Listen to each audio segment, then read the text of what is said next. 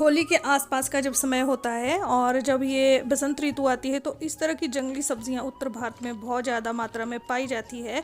और प्राचीन समय से लेकर आज तक लोग खाते हैं इन सब्जियों को। हमारी दादियां, हमारी नानियां और हमारे बुज़ुर्ग लोग ऐसी ही सब्जियां खा करके स्वस्थ रहते थे, लंबा जीवन जीते थे, क्योंकि इन सब्जियों में किसी भी तरह के पेस्टिसाइड और केमिकल्स नहीं होते हैं। तो इस सब्जी का जो नाम है वो है काथी। हमारे जो ग्रामीण लैंग्वेज में इसको काथी ही बोलते हैं।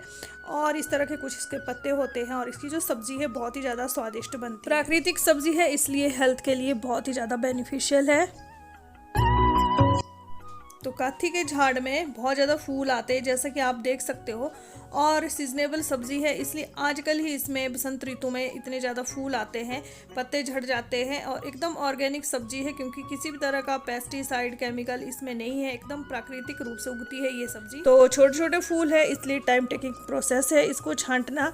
तो एक एक फूल को निकालना पड़ता है, काफ़ी समय लग जाता है। बाकी इसकी जो सब्जी है वो इतनी ज़्यादा टेस्टी बनती है और टेस्ट तो बेस्ट है ही। और इसकी जो जड़ें हैं वो भी मतलब मेडिसिनल वैल्यू लिए हुए है।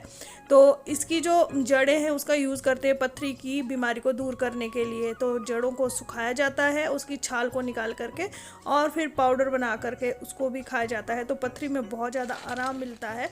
तो ये छोटे छोटे फूल जो है आजकल जैसे मार्च और अप्रैल का महीना है तो उसमें बहुत ज़्यादा लगते हैं, खासकर उत्तरी भारत में। तो हिमाचल प्रदेश में ये सब्ज़ी हर कहीं मिलेगी, उत्तर भारत में मैक्सिमम एरिया में ये सब्ज़ी देखने को मिलेगी। और सीजनेबल सब्ज़ी है, मतलब पूरे साल नहीं मिलेगी, सिर्फ मार्च अप्रैल के महीने में ही है मिलती है। तो सब्ज़ी तो इसकी अच्छी बनती ही है।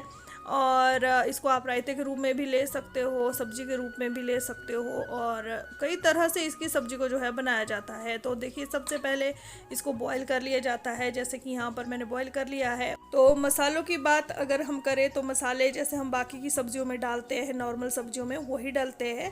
हाँ, इसमें हरे पत्ते ज़्यादा हम ऐड करते हैं, जैसे प्याज और लहसुन के पत्ते हो गए जो आजकल बहुत ज़्यादा मिलते हैं। और ढेर सारा धनिया हम इसमें डालते हैं।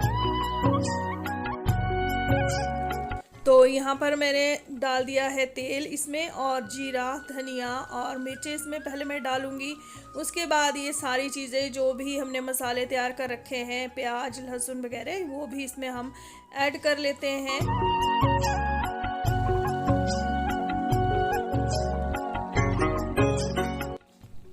बस ये सारी चीज़ें जैसे ही ब्राउन हो जाए वैसे ही हम इसमें ऐड कर लेते हैं नमक, हल्दी और ये साग।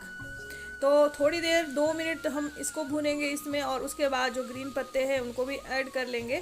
और लास्ट में हम डालते हैं इसमें अदरक जो कि मैंने कट कर रखा है, और उसके बाद कर लेते हैं इसको बंद। और हमारी जो काथी की सब्ज़ी है वो तैयार हो जाती है। तो हमारे पहाड़ों में काथी की सब्ज़ी के अलावा जो जंगली सब्जियां रहती है उनमें त्यांबल की सब्ज़ी हो गई, गोभा हो गया जो रामबाण में से निकलता है, और फेगड़े की सब्ज़ी हो गई, पत्तों की भी बनती है उसके, और जो उसके फल है उसकी भी बनती है।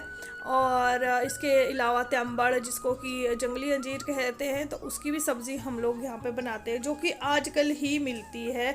और कचनार की सब्ज़ी भी आजकल ही लगती है। तो ये सारी सब्ज़ियाँ जो है हमारे यहाँ पर उत्तरी भारत में आपको देखने को मिलेगी, जो कि बेहद स्वादिष्ट होती है।